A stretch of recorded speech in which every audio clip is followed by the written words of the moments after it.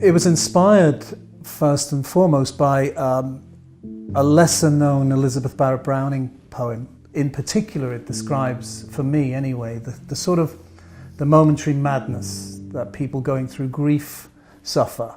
It's something that's always fascinated me. It's how we're unhinged by something which we all, at some point or other, have to go through. The clue's in the name as well. It's called Perplexed Music, because the film itself takes its title from that. I love short films because,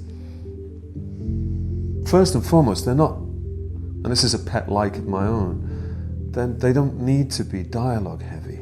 They can often be,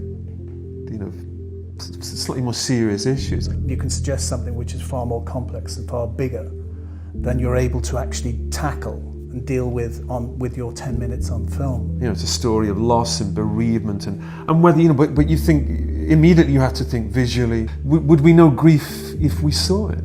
If we saw it in an individual? And that's, when you work as an actor, you're thinking, and you think, okay, I've got to go today, I've got to do this scene where I'm in this state of mind, and then you're thinking, I'm having to think hard even to think what that looks like. There's a weirdness to it. I can't wait to do that. That's part of the buzz of performing.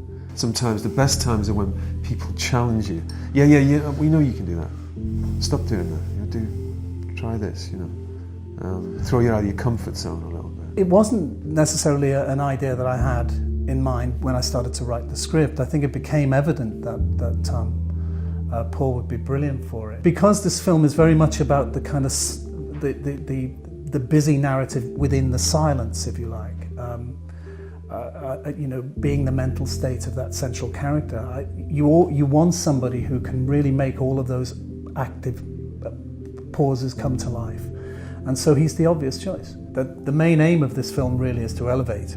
And I expect that by the end of the journey, that people will feel very, very elevated by the experience. It's seeing grief and loss and love and rebirth very much as part of that human cycle.